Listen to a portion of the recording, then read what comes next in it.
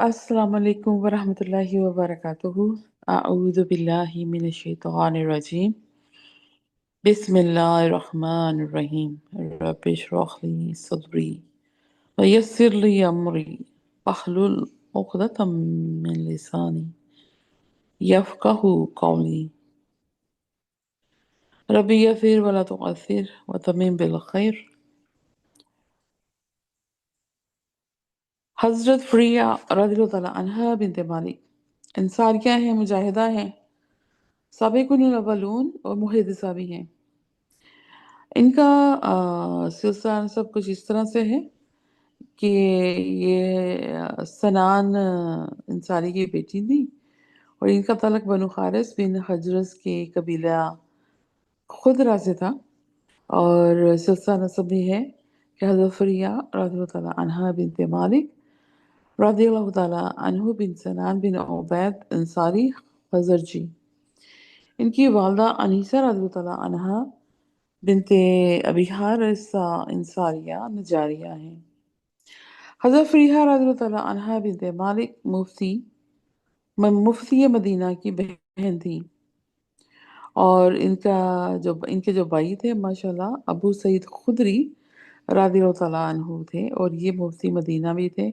اور حضرت ابو سعید خدری یہ وہ ہیں جنہوں نے کبھی بھی مدینے سے باہر قدم نہیں رکھا، مطلب کبھی کہیں نکلے ہی نہیں، بس مدینے میں ہی پیدا ہوئے، مدینے میں ہی رہے، اور جیسے مکہ یا کہیں اور جگہ جانا ہوتا نہیں، یہ شروع سے ہی ادھر ہے، اس کا یہ مطلب ہے۔ اور ان سے ہمیں بہت ساری حدیثیں بھی ملتی ہیں ماشاءاللہ، اور یہ عالم بھی تھے، فاضل، محدث، مجاہد اور حکمران بھی تھے۔ مجاہد اس لیے کہ جب اس کا حضرت معاویہ رضی اللہ تعالیٰ عنہ کی بیٹے یزید کی بھی حکومت میں بھی یہ تھے حیات، اور انہی ہی کی دفعہ جب مسجد نبوی اور مدینہ میں بھیج دیے گئے تھے کہ جنگ و قتل کرنے کے لیے، تو یہ اس وقت بھی مدینے میں ہی موجود تھے، لیکن یہ وہ تھے جن کو کیونکہ یہ مدینہ کے ایک ایک انچ سے نا واقف تھے، تو یہ پھر چلے گئے تھے، چھپ گئے تھے جا کے نا، تو اللہ تعالیٰ نے ان کی حفاظت کی تھی۔ تو خیر اور ان کی جو قبر ہے جنت البقیع میں، حضرت سعد بن معاذ رضی اللہ تعالیٰ عنہ کے ساتھ ہے۔ یہ وہ تھے جنہوں نے خود جا کے قبرستان میں اپنی جو جگہ تھی کہ مجھے کدھر دفن کیا جائے، تو پھر انہوں نے وہ جگہ اپنے بیٹے کو بتائی تھی، اور وہ حضرت سعد بن معاذ رضی اللہ تعالیٰ عنہ کے ساتھ تھی۔ تو یہ حدیث کے بہت بڑے راویوں میں سے بھی شمار ہوتے ہیں حضرت فریحہ کے بھائی۔ تو ماں کی طرف سے حضرت فریحہ رضی اللہ تعالیٰ عنہا بنت مالک حضرت قتادہ کی ماشاءاللہ رضی اللہ تعالیٰ عنہ بن نعمان انصاری کی یہ بہن تھی، اور بدری صحابہ ہیں یہ حضرت قتادہ، اور غزوہ احد میں بھی شریک ہوئے تھے۔ بتائیں کہ رسول اللہ صلی اللہ علیہ وآلہ وسلم نے حضرت فریحہ رضی اللہ تعالیٰ عنہا بنت مالک کے والد کے بارے میں کیا ارشاد فرمایا؟ آپ نے ایک موقع پر حضرت فریعہ رضی اللہ تعالیٰ عنہ بنت مالک کے والد مالک رضی اللہ تعالیٰ عنہ بن سنان انصاری کے بارے میں فرمایا، جو کوئی شخص جنتی دیکھنا چاہتا ہے وہ مالک رضی اللہ تعالیٰ عنہ بن سنان کو دیکھ لے۔ بتائیے کہ صحابیہ کے والد نے غزوہ احد میں رسول اللہ صلی اللہ علیہ وآلہ وسلم کے چہرے مبارک کا خون چوس دیا تھا۔ غزوہ خندق میں رسول محمد صلی اللہ علیہ وسلم زخمی ہوئے تو پاکیزہ خون چہرے مبارک پر بہنے لگا۔ حضرت فریعہ رضی اللہ تعالیٰ عنہ بن مالک کے والد مالک رضی اللہ تعالیٰ عنہ نے موقع غنیمت جان کر آپ صلی اللہ علیہ وسلم کے چہرے سے وہ خون اپنے منہ سے چوس لیا۔ اس طرح آپ صلی اللہ علیہ وسلم کا پاکیزہ خون ان کے خون میں شامل ہو گیا۔ یہ غزوہ خندق نہیں تھا، غزوہ احد تھا، جس میں آپ صلی اللہ علیہ وسلم زخمی ہوئے تھے۔ اور تو جب زخمی ہوئے تھے تو کیونکہ نبی کا یہ تو پسینہ نہیں گرنے دیتے تھے نیچے، وضو کا پانی نہیں نیچے گرنے دیتے تھے، تو خون کیسے یہ جو انصاری تھے گرنے دیتے؟ تو اس وقت جب آپ کے اوپر ہم ہوا تھا، حملہ ہوا تھا، تو پھر حضرت مالک نے رضی اللہ تعالیٰ عنہ نے آپ کا پھر خون پہ لینا، انہوں نے ہاتھ میں پکڑنا شروع کیا ایسے کہ نیچے نہ گرے نا۔ اب انہیں سمجھنا ہے کہ میں اب خون اس کو مطلب کیا کروں نا، تو اس کو پی گئے پھر، اس وجہ سے ایسا ہوا۔ تو حضرت فریحہ رضی اللہ تعالیٰ عنہ بنت مالک ایک شہید صحابی حضرت مالک رضی اللہ تعالیٰ عنہ بن سنان کی بیٹی تھی، اور آپ کی ماں شریک کے بہن کون تھی؟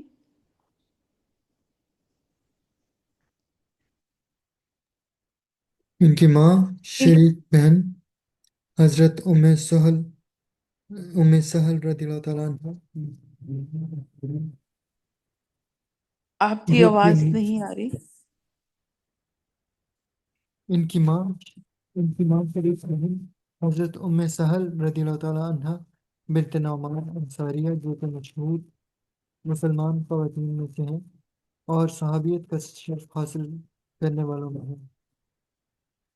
حضرت فریحہ رضی اللہ تعالیٰ عنہ بنت مالک کی شادی سہل بن رافیہ بن بشیر حضرت سے ہوئی تھی، جو انصاری مدینہ میں سے تھے، اور آپ صلی اللہ علیہ وآلہ وسلم نے آم، فرمایا تھا اپنے گھر میں ٹھہری رہو یہاں تک کہ وقت مقرر آ جائے۔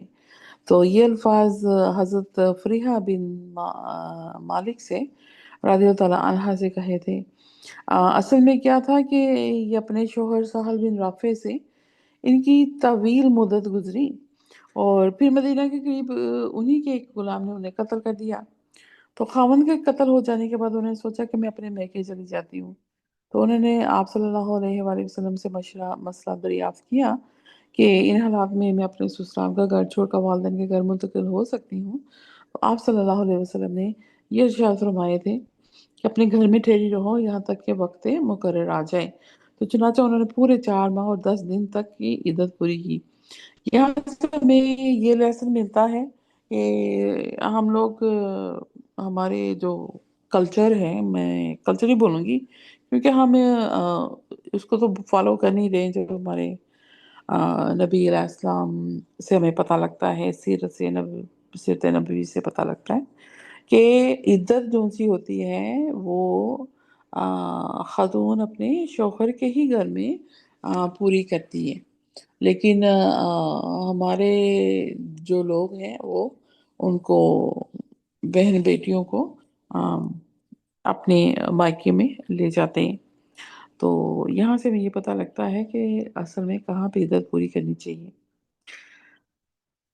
حضرت فریہ رضی اللہ عنہ بن مالک کی دوسری شادی جب ان کی عدت پوری ہو گئی تو بنو ظفر سے تعلق رکھنے والے سہل بن بشیر بن عقبہ سے ہوئی تھی، اور حضرت فریہ رضی اللہ تعالیٰ عنہ بنت مالک مختلف ادوار میں مسلمانوں کے شانہ بشانہ رہیں۔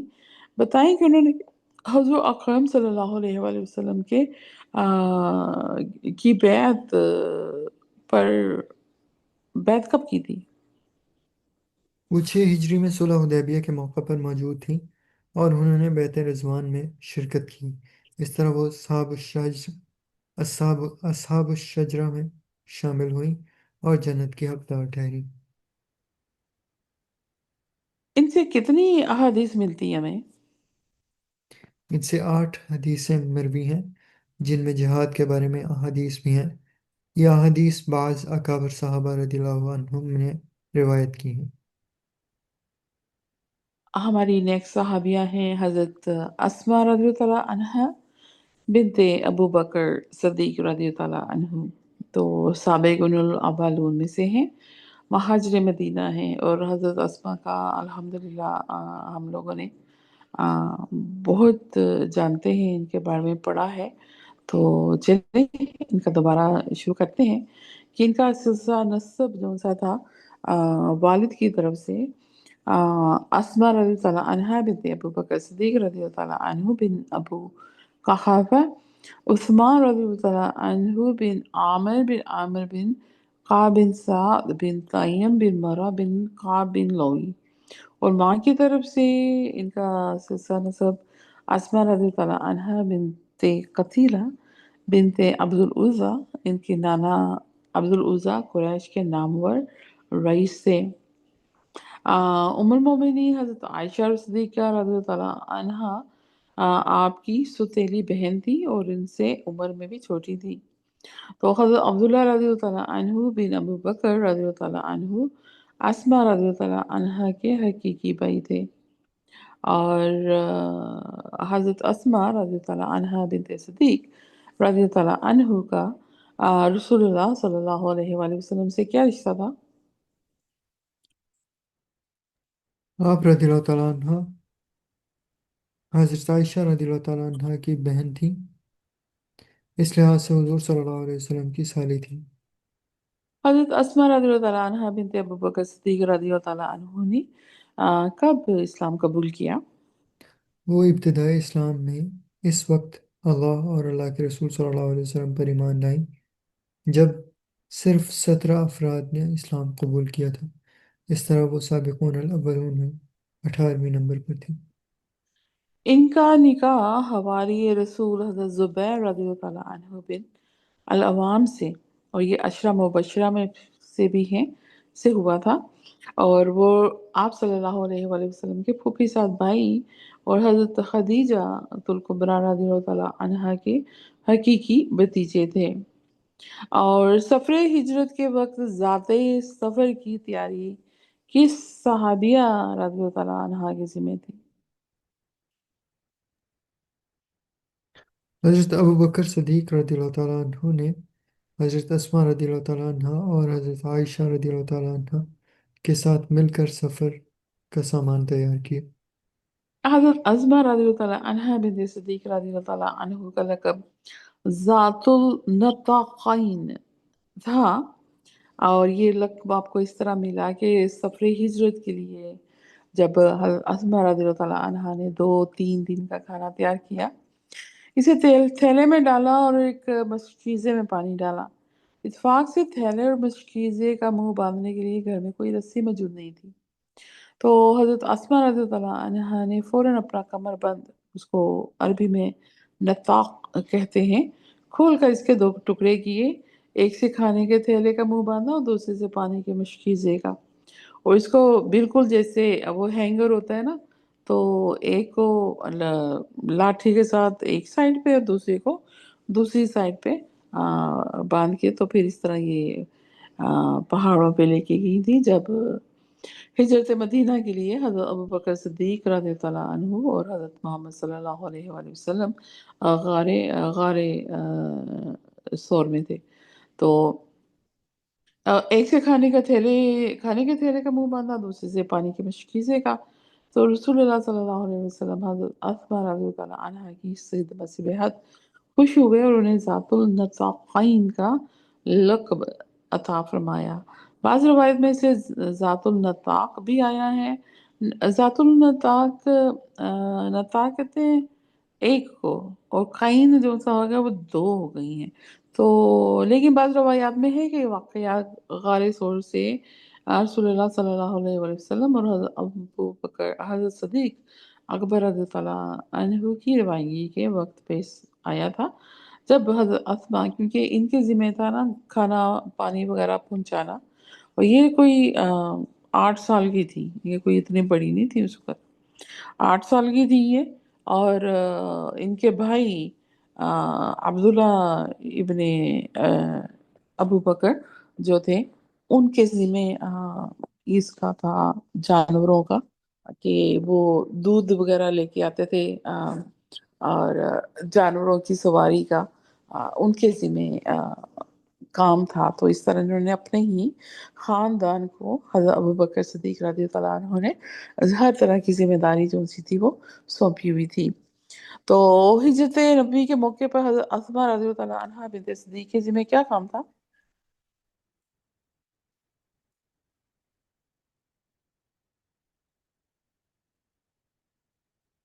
ये गारे सोर में जब हज़रत अबू बकर सिद्दीक़ रज़ियल्लाहु तआला अन्हु और आप सल्लल्लाहु अलैहि वसल्लम के साथ थे, तो ये अपने भाई हज़रत अब्दुल्ला के साथ खुफिया तौर पे गारे सोर में तशरीफ़ ले जाती थी और हज़रत मोहम्मद सल्लल्लाहु अलैहि वसल्लम और अपने वालिद को ताज़ा खाना खिलाकर वापस आती थी। तो हज़रत मोहम्मद सल्लल्लाहु अलैहि वसल्लम और अबू बकर सिद्दीक़ रज़ियल्लाहु तआला अन्हु की मदीने की हिजरत करने का सुनकर अबू जहल ने हज़रत अस्मा के पास जब आए तो क्या वाक़या हुआ?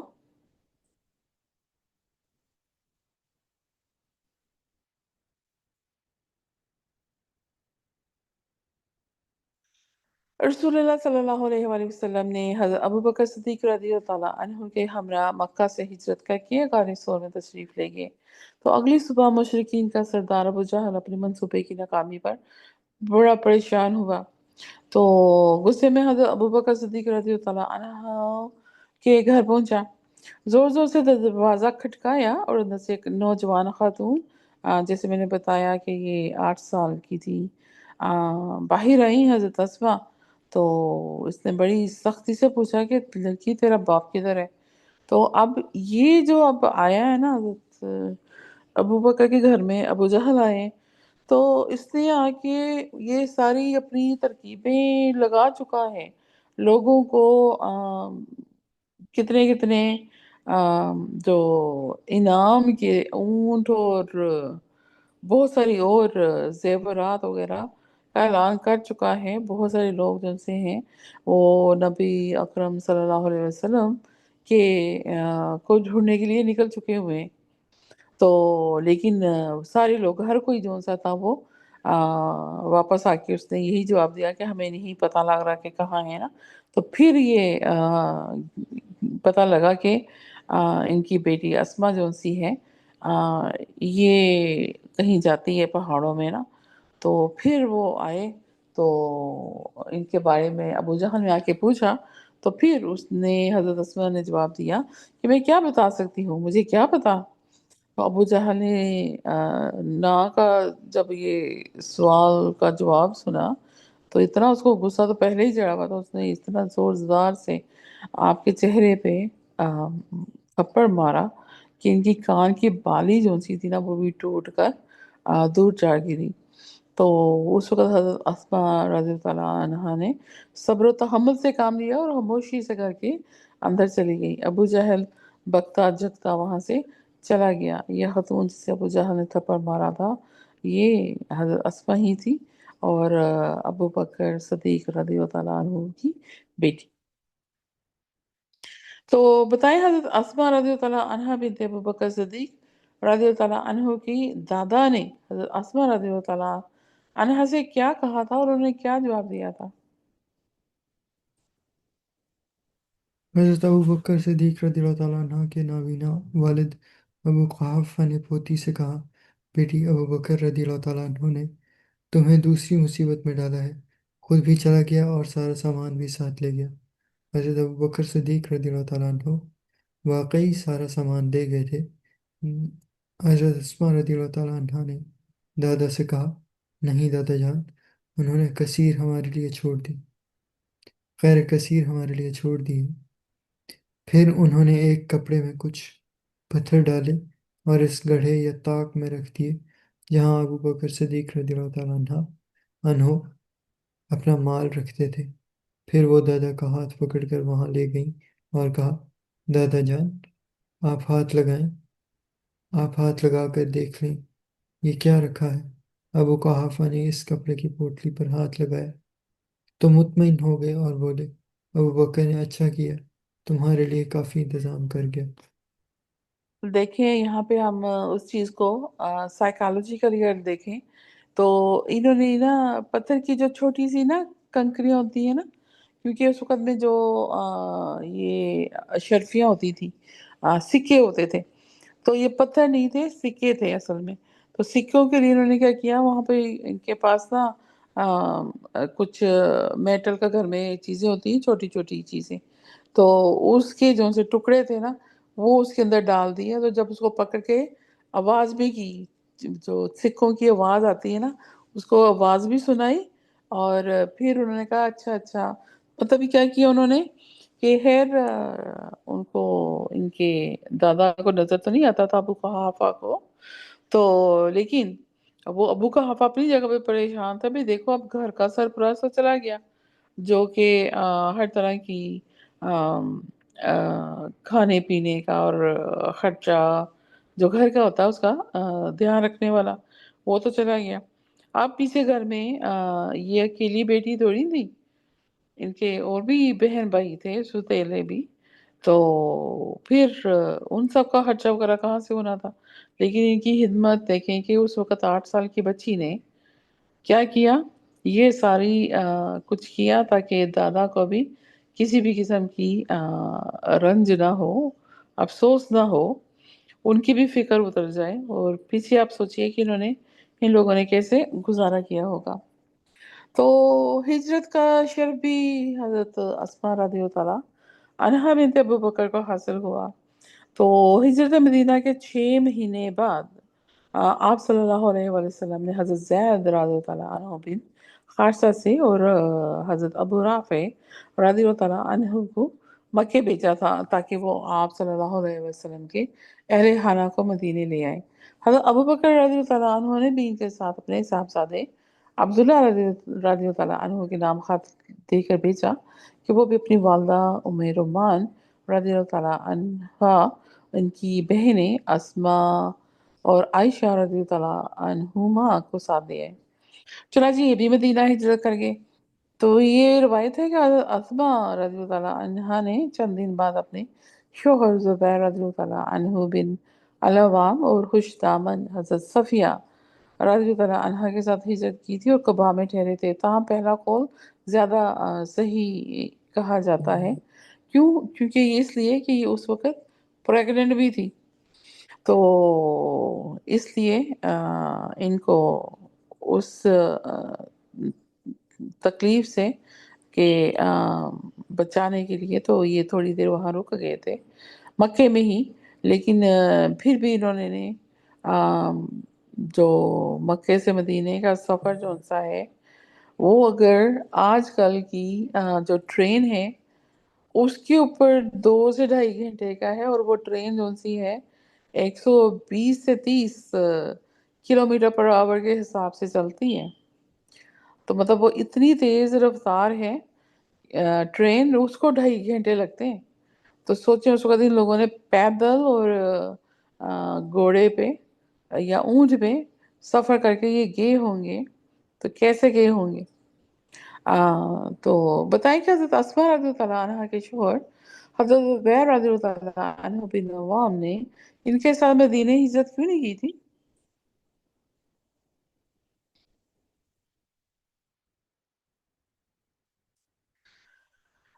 کیونکہ وہ اس وقت تجارتی سفر سے شام گئے ہوئے تھے، اور واپس آ رہے تھے کہ آپ صلی اللہ علیہ وسلم سے اور حضرت محمد صلی اللہ علیہ وسلم سے اور حضرت صدیق اکبر رضی اللہ تعالیٰ عنہ سے راستے میں ہی ملاقات ہو گئی تھی. تو انہوں نے کچھ سفید کپڑے ان کو تحفے میں دیے تھے. ہجرت کے بعد مدینے میں سب سے پہلے پیدا ہونے والا جو بچہ تھا، کیونکہ جب یہ مدینے گئے تو کافی دیر بعد یہ وہاں پہنچی تھی.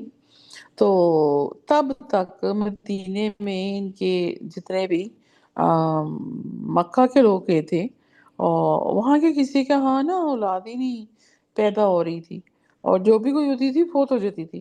تو سب نے کہا کہ دیکھا تم لوگ وہاں سے چھوڑ کے آئے ہو، یہ ہمارے جو ادھر الہ ہیں ان لوگوں کی ہے کہ تم لوگوں کے اپنا کوئی سلسلہ نسب آگے چلے گا ہی نہیں. تو یہ حضرت اسماء حضرت زبیر کے ساتھ جب سفر میں تھی، وہاں پہ مدینے پہنچی تو پھر ان کی ڈلیوری ہوئی. تو پھر باقاعدہ حضرت محمد صلی اللہ علیہ وآلہ وسلم نے ان کے بچے کو आप इनको नाम जानते हैं, हज़रत अब्दुल्ला रज़ी अल्लाह ताला अन्हु बिन ज़ुबैर रज़ी अल्लाह ताला अन्हु जो पैदा हुए थे, उनको हाथ में उठा के और खुशी का इज़हार किया था कि कैसे ये सब चीज़ें जो इन लोगों ने बताई हैं या फैलाई हैं, तो ये गलत है, किसी का कोई जादू या कोई ऐसा चीज़ नहीं थी बिल्कुल। तो बताइए कि मदीना तैयबा में सबसे पहले नारे तकबीर कब्र क्यों बुलंद हुआ?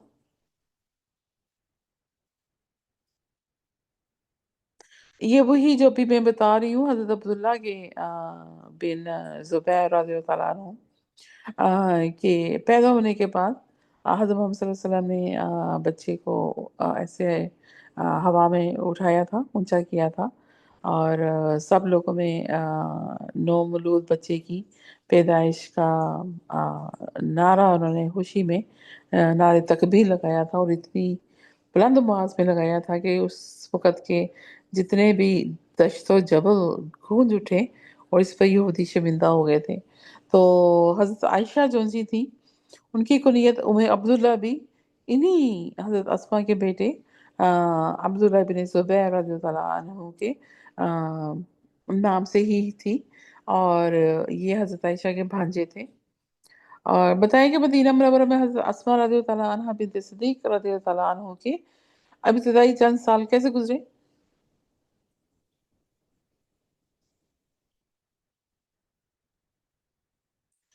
हज़रत अस्मा रज़ियल्लाहु ताला अन्हा का ख़ानदान कुबा में अक़ामत गुज़ीं हुआ। इब्तिदाई चंद साल नहायत तंगी तुर्की से गुज़रे क्योंकि उन दिनों हज़रत ज़ुबैर रज़ी अल्लाह अन्हु बहुत मुफ़लिस और तंग-दस्त थे इसलिए कि ये जब मक्के में थे तो माशाल्लाह ये तजारत किया करते थे और माशाल्लाह बहुत इनके पास उस वक़्त माल हुआ करता था लेकिन जैसे ही मदीना आए तो हर चीज़ वहाँ छोड़ देनी पड़ी। तो इस वजह से तो सिर्फ़ एक घोड़ा और एक ऊँट था इनके पास। तो आप सल्लल्लाहु अलैहि वसल्लम ने उतने नहरिस्तान बनु नुज़ैर में कुछ ज़मीन बतौर जागीर अता फ़रमा दी थी। इसमें ये खेती-बाड़ी करके अपना गुज़र-बसर करते थे। हज़रत अस्मा रज़ी अल्लाह अन्हा बिन्त अबू बकर रज़ी अल्लाह अन्हु 3 फुरसुख दूर इस ज़मीन से खजूरों की गुठलियाँ रोज़ाना जमा करके लेके आती थीं। उन्हें कूट कर वो ऊँट को खिलाती थीं। अब यहाँ पे देखिए मेडिसिनल वैल्यू हमें पता लग रही है कि खजूर की गुठलियाँ ऊँट को खिलाती थी, तो गुठलियों में कितनी ताकत होगी, सोचिए ज़रा। तो घोड़े के लिए घास मुहैया करती थी, पानी भरती थी, मशक फट जाती थी तो उसको सीती थी, घर का दूसरा काम भी खुद करती थी। कुछ अरसे बाद घोड़े और उनकी देखभाल के लिए हज़रत अबू बकर सिद्दीक़ रज़ियल्लाहु अन्हु ने हज़रत अस्मा रज़ियल्लाहु अन्हा को एक गुलाम दे दिया था। तो बताएँगे हज़रत अस्मा रज़ियल्लाहु अन्हा बिन्त सिद्दीक़ के फ़ज़ाइल?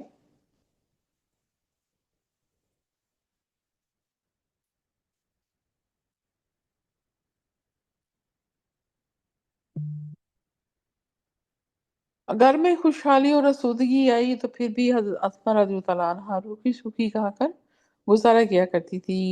मोटा मोटा जूठा कपड़ा पहनती थी। मतलब जिससे कि हमें पता कि हमारे जितने भी सहाबी भी थे, वो भी खद्दर के मोटे-मोटे कपड़े पहनते थे। तो दौलत को खैर-खैरात के कामों में बेदरिग खर्च किया करती थी। कभी बीमार हो जाती तो गुलामों को आज़ाद कर देती। सादा दरवेशियाना वदाअहद तक कायम रहा इनका। सहावत और फ़याज़ी के बावजूद अपने शौहर के घर-बार की हिफ़ाज़त इंतहाई दियानतदारी से करती थी। वो आबिदा और ज़ाहिदा थी। वो ख्वाबों की ताबीर बताने में भी माहिर थी और ये इल्म उन्होंने अपने बाप से हासिल किया था। तो हज़रत अब्दुल्लाह रज़ियल्लाहु ताला अन्हु बिन ज़ुबैर रज़ियल्लाहु ताला अन्हु ने अपनी माँ की सहाबत के बारे में क्या कहा?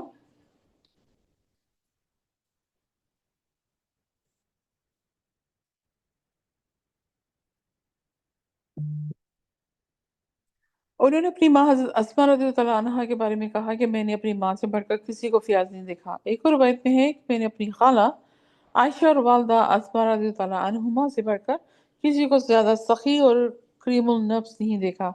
फ़र्क ये था कि हज़रत आयशा रज़ियल्लाहु ताला अन्हु ज़रा-ज़रा जोड़कर जमा करती थी, जब कुछ रकम जमा हो जाती तो सब की सब खुदा की राह में लुटा देती। और अस्मा रज़ियल्लाहु ताला अन्हा जो कुछ पाती थी वो उसी वक़्त ही उसको तक़सीम कर दिया करती थी। एक दफ़ा उम्मुल मोमिनीन हज़रत आयशा रज़ियल्लाहु ताला अन्हा के तरके में से हजरत अस्मा रज़ी अल्लाह अन्हा को एक जायदाद मिली थी। तो उन्होंने वो जायदाद जो सी थी 1 लाख दरहम में फरोख्त कर दी और सारी रकम कासम बिन मोहम्मद और इब्ने अबी अती को दे दी थी जो जरूरतमंद थे। हजरत अबू बकर सिद्दीक रज़ी अल्लाह अन्हु ने हजरत अस्मा रज़ी अल्लाह अन्हा की वालदा को तलाक क्यों दी थी? तो कहते हैं हजरत अस्मा रसूल अकीदा मुसलमान थी, लेकिन इनकी वालदा कतीला जो सी थी बिनते अबू उज़्ज़ा अब्दुल उज़्ज़ा इस्लाम नहीं लेके आई थी। तो हजरत अबू बकर सिद्दीक रज़ियल्लाहु ताला अन्हु ने उनको हिजरत से पहले ही तलाक दे दी थी। फिर उन्होंने हजरत उम्मे रुमान से शादी की जो सैयदा आयशा सिद्दीक़ा रज़ियल्लाहु ताला अन्हा की वालदा थी। ये भी रिवायत है कि ज़ुहूर इस्लाम से पहले ही इनकी वालदा कतीला तो इन्होंने तलाक दे दी थी, इसने फ़तह मक्का के बाद इस्लाम कबूल किया था। तो हज़रत अस्मा रज़ियल्लाहु ताला अन्हा बिन्त सिद्दीक़ रज़ियल्लाहु ताला अन्हु के पास रसूलुल्लाह सल्लल्लाहु अलैहि वसल्लम का एक जुब्बा मुबारक था जो हज़रत आयशा के पास था। तो उन्होंने अपनी वफ़ात के वक़्त ये जुब्बा जो-सा था हज़रत अपनी बहन हज़रत अस्मा रज़ियल्लाहु ताला अन्हा के सुपुर्द कर दिया था। तो फिर हज़रत अस्मा ने मरते दम तक उसे अपने पास रखा। घर में कोई भी बीमार होता तो उसे उस जुब्बा मुबारक को धोकर पानी पिला देती और वो शफ़ायाब हो जाता। हज़रत अस्मा रज़ियल्लाहु ताला अन्हा बिन्त सिद्दीक़ रज़ियल्लाहु ताला अन्हु ने कई हज किए थे। उन्होंने सबसे पहला हज हज़रत मोहम्मद सल्लल्लाहु अलैहि वसल्लम के साथ किया था जब फ़तह मक्का हुआ था तभी। तो इसकी तफ़सील उन्हें याद थी तमाम डिटेल कि कैसे सब कुछ हुआ। हज़रत अस्मा रज़ियल्लाहु ताला अन्हा बहुत बहादुर और निडर थी। उन्होंने आप सल्लल्लाहु अलैहि वसल्लम के विसाल के बाद अपने शौहर और बेटे के साथ शाम के जिहाद में हिस्सा लेने के लिए मुजाहिदीन के लश्कर में शामिल हुई थी और बहुत सी दूसरी खवातीन की तरह इन्होंने जंग यरमुक में भी हिस्सा लिया था। इनकी ज़िंदगी का सबसे पहला अफसोसनाक वाक़या ये था कि ये डिलीवरी सबसे पहला तकलीफ दे वाक़या था कि तवील इज़दिवाजी ज़िंदगी के बाद जब हज़रत अस्मा रज़ियल्लाहु ताला अन्हा को उनके शौहर हज़रत ज़ुबैर रज़ियल्लाहु ताला अन्हु बिन अव्वाम ने तलाक दे दी थी। तो हज़रत ज़ुबैर ने हज़रत अस्मा को सीरत नगारों और मौरख़ीन ने बताया कि तलाक क्यों दी कि उनका ख़्याल था कि बाज़ ख़ानगी मामलात में इख्तिलाफ़ की वजह से ये रहती हुई थी और हज़रत ज़ुबैर रज़ियल्लाहु ताला अन्हु कुछ मिज़ाज के सख़्त थे। तो एक दिन किसी बात पे उन्हें गुस्सा आ गया और हज़रत अस्मा रज़ियल्लाहु ताला अन्हु को ज़द-ओ-क़ोब करना चाहा था। हज़रत अस्मा रज़ियल्लाहु ताला अन्हा ने बड़े बेटे अब्दुल्लाह रज़ियल्लाहु ताला अन्हु से मदद चाही। हज़रत ज़ुबैर रज़ियल्लाहु ताला अन्हु ने अब्दुल्लाह रज़ियल्लाहु ताला अन्हु को दख़ल अंदाज़ी से मना किया और कहा कि अगर तुमने अपनी माँ की हमायत की तो इसे तलाक है। तो हज़रत अब्दुल्लाह रज़ियल्लाहु ताला अन्हु को गुबारा ना हुआ कि वो वालिदा पर तशद्दुद होता देखते। आगे बढ़कर उन्होंने हज़रत ज़ुबैर रज़ियल्लाहु ताला अन्हु से हज़रत अस्मा रज़ियल्लाहु ताला अन्हा का हाथ छुड़ा लिया। उसके बाद दोनों बीवी में हमेशा के लिए अलहदगी हो गई। हज़रत अस्मा रज़ियल्लाहु ताला अन्हा मुस्तकिल तौर पर बड़े बेटे हज़रत अब्दुल्लाह रज़ियल्लाहु ताला अन्हु के साथ रहने लगी।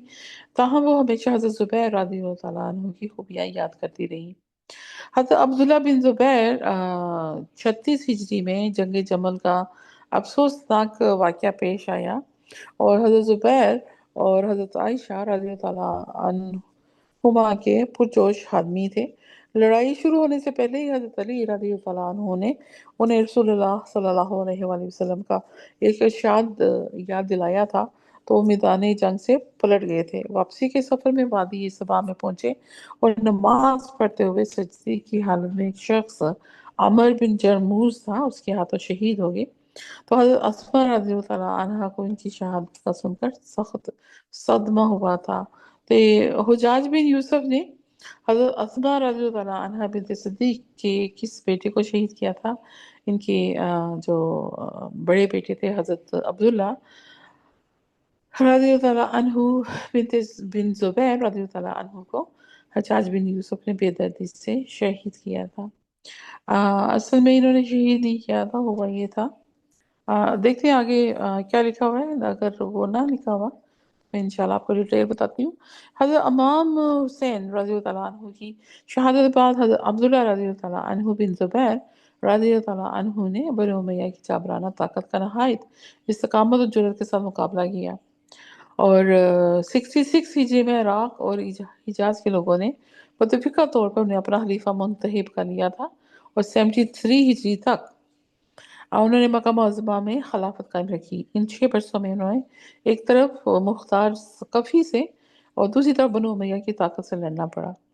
جب عبد الملک بن مروان جو سا تھا، اس نے حکومت سنبھالی تو اس نے ارادہ کر لیا کہ حضرت عبداللہ رضی اللہ عنہ بن زبیر رضی اللہ عنہ کی خلافت کو ختم کر دے گا، تو اس مقصد کے لیے اس نے اپنے ایک جرنیل حجاج بن یوسف ثقفی کا انتخاب کیا تھا۔ حجاج نے یکم ذی الحجہ 72 ہجری کو ایک زبردست فوج کے ساتھ مکہ معظمہ کا محاصرہ کر لیا تھا۔ حضرت عبداللہ رضی اللہ عنہ بن زبیر رضی اللہ عنہ نے 6 ماہ تک عمومی فوج کو مکہ پر قابض نہیں ہونے دیا۔